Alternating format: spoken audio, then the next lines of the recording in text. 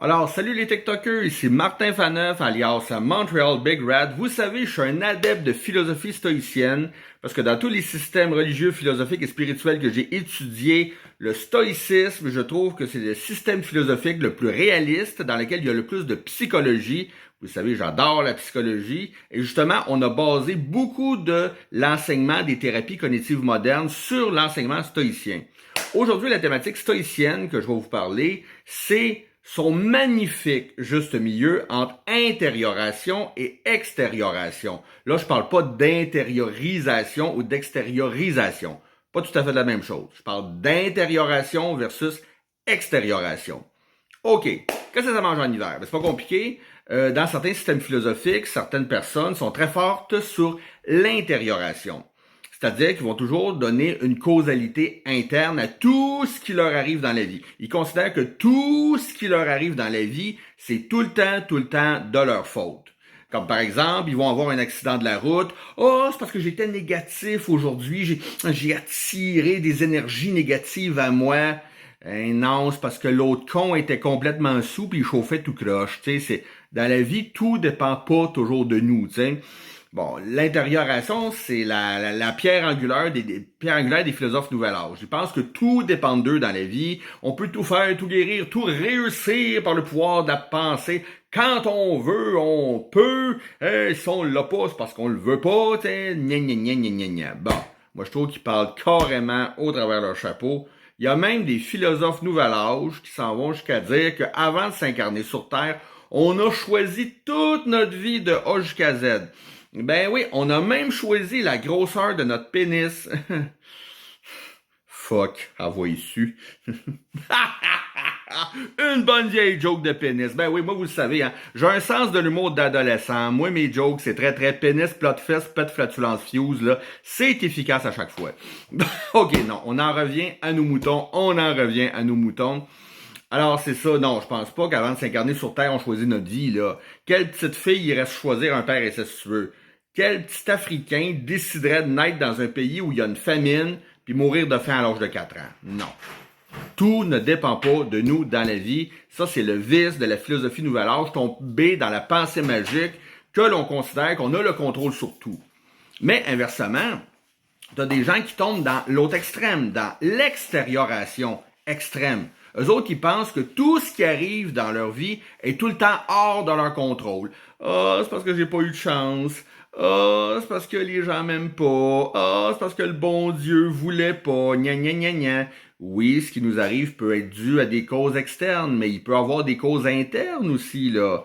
C'est sûr que si on fait aucun effort pour s'en sortir, on a moins de chances de s'en sortir que celui qui fait des efforts, bien sûr, tu sais. Mais toujours dans l'extérioration, ceux qui réussissent dans la vie, eux, c'est le contraire, ils vont minimiser leur réussite en disant « Non, j'ai réussi juste parce que j'ai eu de la luck, là. Ah non, c'est parce que mon père m'a donné du backing, il était chef d'entreprise. » T'sais. Oui, ça peut faciliter les choses, mais si le gars aurait aucune compétence pour le faire, je pense qu'il aurait été mis à la porte pareil, voyez-vous. Alors, la philosophie stoïcienne, son grand intérêt, c'est de faire la part entre intérioration et extérioration. C'est-à-dire qu'en philosophie stoïcienne, on apprend à faire la différence entre qu'est-ce qui dépend de nous dans la vie et qu'est-ce qui ne dépend pas de nous dans la vie. Donc, ce qui ne dépend pas de nous dans la vie, eh bien, on l'accepte avec humilité sans trop s'en occuper, puis on s'occupe uniquement de nos oignons, de qu'est-ce qui dépend de nous dans la vie, qu'est-ce qu'on peut réellement améliorer dans notre vie, qu'est-ce qu'on peut réellement changer. L'empereur romain Marc Aurèle, qui était un grand philosophe stoïcien, le disait homme, quand tu cherches la gloire, tu mets ton bonheur dans les mains d'autrui. Parce que c'est tout le temps les autres qui vont décider de nous rendre vénérés, glorieux, de faire de nous un dieu de l'Olympe en société. Oui, une personnalité intelligente et charismatique, oui, des talents artistiques et sportifs peut nous prédisposer à la gloire. Mais en bout de ligne, c'est les autres qui décident si on est glorieux ou pas. Moi, j'en ai connu des auteurs, compositeurs, interprètes géniaux qui ont bûché pour réussir, puis ça n'a pas fonctionné. Puis d'autres, moins talentueux, qui ont bûché moins, ont réussi. Alors, tout ne dépend pas de nous, mais oui, certaines choses vont dépendre de nous aussi. Alors, un bel exemple de cette application-là de l'enseignement stoïcien, c'est que moi, j'ai un ami qui a des fortes tendances stoïciennes, puis il avait observé que sa sœur, elle arrêtait pas de galérer tout le temps sur la guerre en Ukraine, OK? Elle est tout le temps là-dedans, elle pense rien qu'à ça, elle fait des posts sur Internet, elle considère que c'est Poutine le gentil, puis Zelensky le méchant, que Poutine envahit l'Ukraine pour remettre de l'ordre en Ukraine, alors qu'aux nouvelles, il nous présente le contraire, c'est supposément Poutine le méchant qui a envahi l'Ukraine, Zelensky le brave homme, gna gna gna, c'est partagé l'opinion publique. Il y a des pro-Poutine, des contre-Poutine, il y a des pro-Zelensky, des contre-Zelensky. Écoute, mon ami a dit à sa sœur, écoute là, tu ne sais pas ce qui se passe en Ukraine, t'es pas là, OK? Ils peuvent bien nous montrer ce qu'ils veulent à la TV ou sur Internet, t'es pas là pour de vrai sur place. Tu ne sais pas non plus ce qui se passe dans la tête à Zelensky, puis tu sais pas ce qui se passe dans la tête à Poutine aussi. Puis même si tu le savais, tu pourrais-tu faire de quoi pour changer les choses? Non. Alors là, mon ami a enchaîné en disant à sa sœur, si la politique t'intéresse, assiste à l'Assemblée municipale de la ville, à l'hôtel de ville une fois par mois. Tu vas voir comment les politiciens dirigent la ville, quelles questions ils posent, comment ils débattent.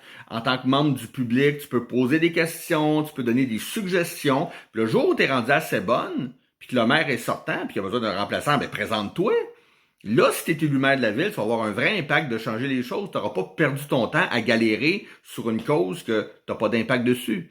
Alors, c'est ça, on arrête de perdre son temps en tant que philosophe stoïcien et on s'occupe uniquement de qu'est-ce qui est dans notre zone de contrôle. Ce qui n'est pas dans notre zone de contrôle, on ne s'en occupe pas, on l'accepte avec humilité. Regardez, juste moi, là, j'ai évolué en maudit depuis 2 ans, depuis que j'ai découvert la philosophie stoïcienne. Puis ça n'a même pas été une conversion, j'étais déjà rendu là dans ma façon de penser quand je l'ai découvert. T'sais.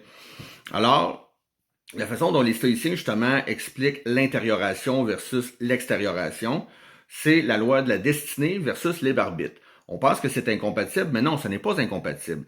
En stoïcisme, on raconte que quand le créateur a créé le monde, il a créé une méga grosse pièce de théâtre, tout le monde joue son rôle, tout le monde a un rôle. Mais c'est le créateur qui a choisi les rôles. C'est le créateur qui t'a donné ton rôle.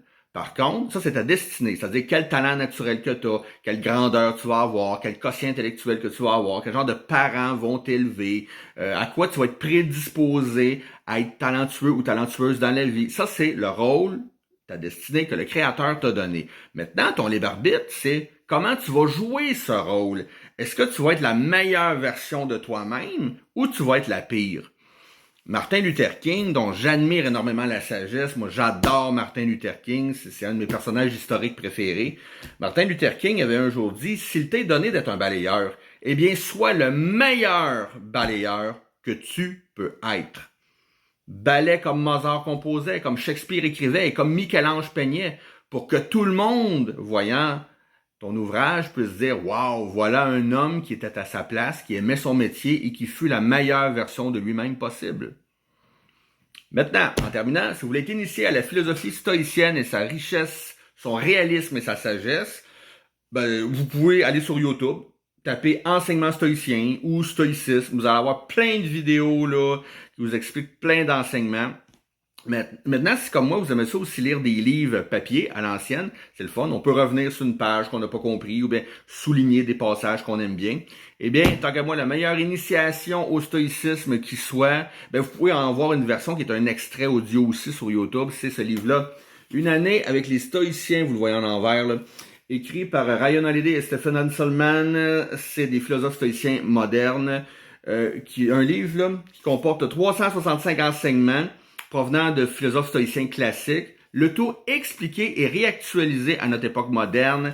C'est de la balle, ce livre-là, c'est la parfaite initiation au stoïcisme. Maintenant, si vous êtes rendu un petit peu plus avancé puis que vous voulez vous taper en entier les bonnes vieilles œuvres classiques stoïciennes, voilà le livre que je vous recommande. Ça s'intitule Sénèque les stoïciens, aux éditions Le Monde de la philosophie. C'est 5 livres en un. Pour 20$, vous avez 5 livres en un. Je pense que c'est même pas 20$. Vous avez de Sénèque, qui était un philosophe romain stoïcien. Vous avez La vie heureuse, La brièveté de la vie et Lettres à Lucidius. C'est 3 œuvres principales. Maintenant, vous avez Épictète, le manuel de Épictète, qui était le livre de chevet de l'empereur romain Marc Aurèle, qui fut un stoïcien lui aussi, et qui a écrit un livre de philosophie, qui était son journal intime, qui s'intitule « Penser pour moi-même » de l'empereur romain Marc Aurèle. Vous avez donc ces 5 œuvres-là provenant de 3 philosophes stoïciens classiques. Alors, je vous souhaite une excellente journée. Amusez-vous, Peace, have fun.